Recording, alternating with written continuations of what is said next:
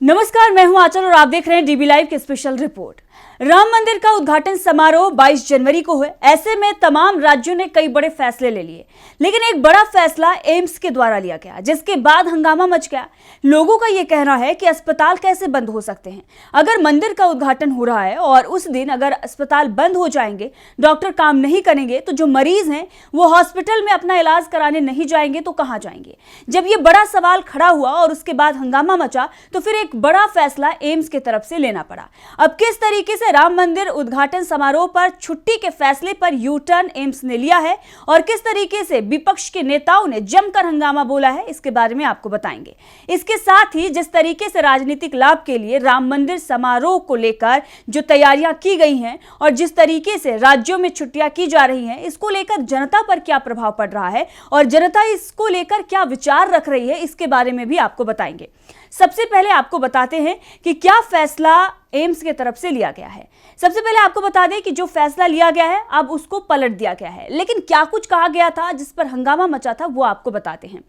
22 जनवरी को राम मंदिर उद्घाटन समारोह है। अब ऐसे मौके पर एम्स की तरफ से एक सर्कुलर जारी किया गया और बताया यह गया कि जो भी ओपीडी सेवाएं हैं वो 2:30 बजे तक बंद रहेंगी, यानी कि आधे दिन की छुट्टी रहेगी।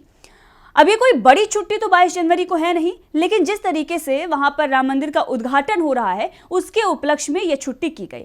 किसके दबाव में यह फैसला लिया गया, आखिर किस लिए लिया गया, किसे फायदा पहुंचाने के लिए लिया गया, ये तमाम जो बातें हैं वो चर्चा का विषय हैं और चर्चाएं इस पर हो रही हैं।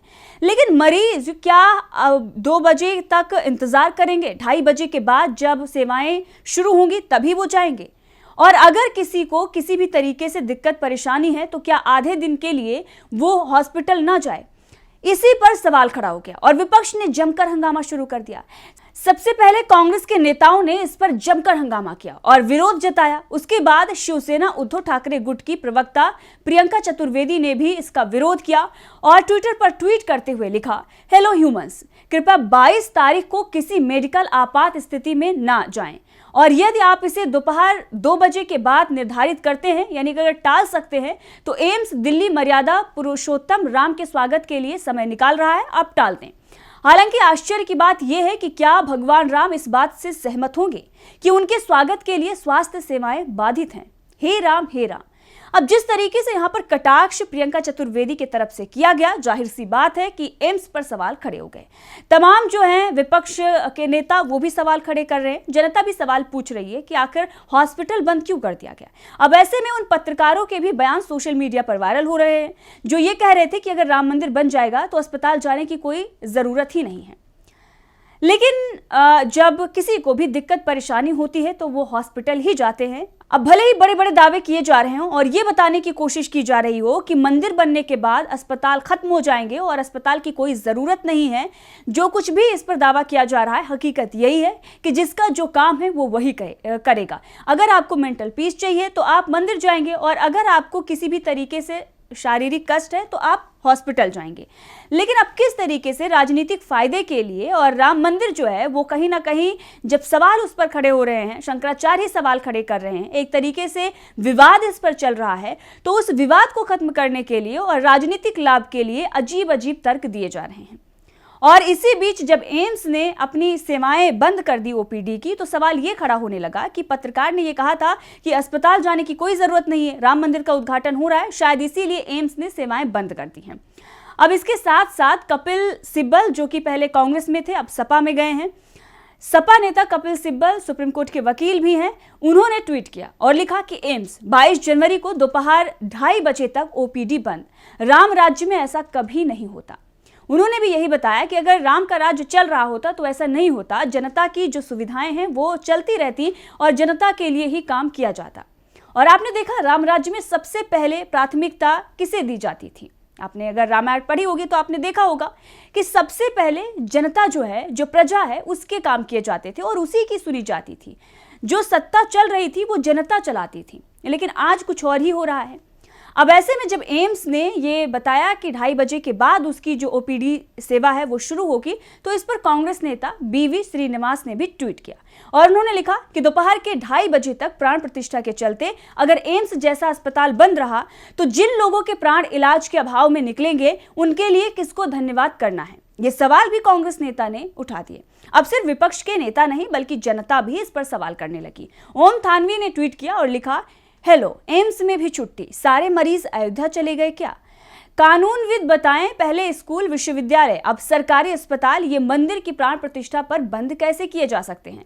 छुट्टियों के मामलों में दायर याचिका की सुनवाई में बॉम्बे हाईकोर्ट क्या इस पहलू की तरफ ध्यान देगा?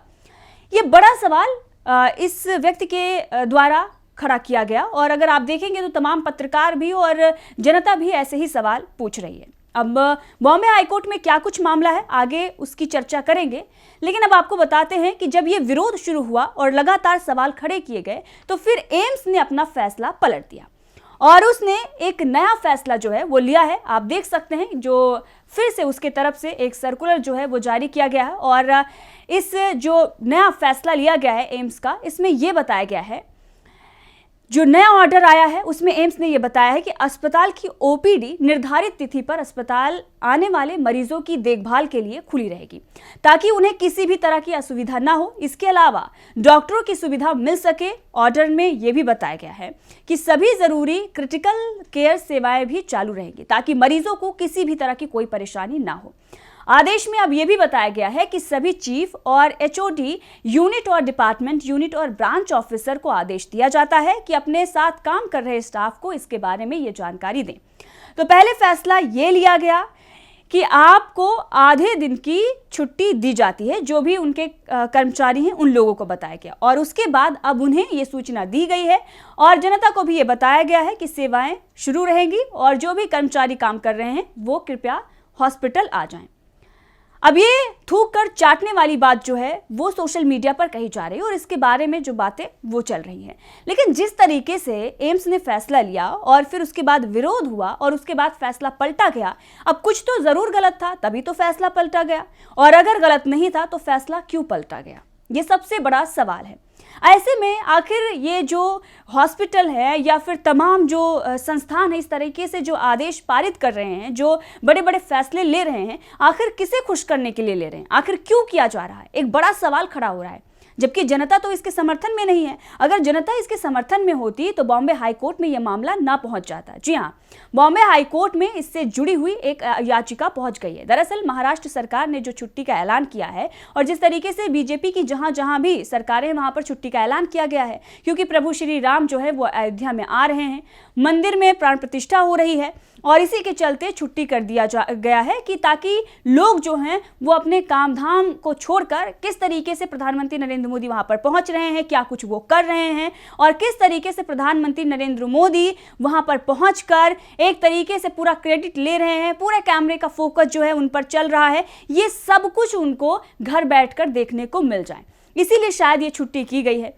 अब जब ये छुट्टी की गई तो महाराष्ट्र में यह मामला बॉम्बे हाईकोर्ट में पहुंच गया। 4 छात्रों ने याचिका दायर कर दी और बॉम्बे हाईकोर्ट में याचिका दायर की गई तो याचिका खारिज भी कर दी गई, लेकिन छात्रों ने जो याचिका में बातें कही हैं उस पर गौर करना लाजमी है। दरअसल याचिका में जो कुछ भी बताया गया वो बहुत ही महत्वपूर्ण है। इस याचिका में जो याचिका दायर की गई 4 छात्रों ने लगाई थी, उनका यह कहना है कि राज्य सरकार द्वारा छुट्टी का ऐलान मनमाना है और सरकार को ऐसी छुट्टी का ऐलान करने का अधिकार नहीं है। जस्टिस जीएस कुलकर्णी और जस्टिस नीला गोगले की विशेष पीठ ने याचिका पर सुनवाई की थी और याचिका को खारिज कर दिया गया था। लेकिन जो याचिका दायर की गई और उसमें जो ये कहा गया कि धार्मिक कार्यक्रम के लिए सार्वजनिक छुट्टी का ऐलान करना संविधान के धर्मनिरपेक्ष सिद्धांतों का उल्लंघन है और जो बातें उसमें लिखी गई उस पर अब गौर किया जा रहा है और ये बताया जा रहा है कि किस तरीके से राजनीतिक लाभ के लिए एक बड़ा प्रोपेगेंडा जो है वो रचा जा रहा है, क्योंकि याचिका में छात्रों ने यह भी कहा कि सरकार किसी धर्म विशेष का समर्थन या प्रोत्साहन नहीं कर सकती। याचिकाकर्ताओं का यह भी कहना था कि सुप्रीम कोर्ट ने अपने पूर्व के फैसलों में धर्मनिरपेक्षता को संविधान का मूल सिद्धांत माना है। सार्वजनिक छुट्टी का नोटिफिकेशन जारी करना संविधान मत के खिलाफ है। याचिकाकर्ताओं ने यह भी आरोप लगाया कि सार्वजनिक छुट्टी का नोटिफिकेशन 2024 के लोकसभा चुनाव को ध्यान में रखते हुए राजनीतिक रूप से फायदा लेने के लिए जारी किया गया है। अब आप समझ रहे हैं, जनता भी इस बात को समझ रही है और इसीलिए वो बॉम्बे हाईकोर्ट में गुहार लगा रही थी। लेकिन बॉम्बे हाईकोर्ट की तरफ से फैसला ये आया कि इस याचिका को खारिज कर दिया जाए और इसके साथ ही पुराने फैसलों का जिक्र करते हुए कोर्ट ने कहा कि इससे पहले भी कई तरह की विशेष छुट्टियां जो है वो धार्मिक अनुष्ठान पर मिली हैं, तो अगर ऐसा हो रहा है तो कोई बात नहीं।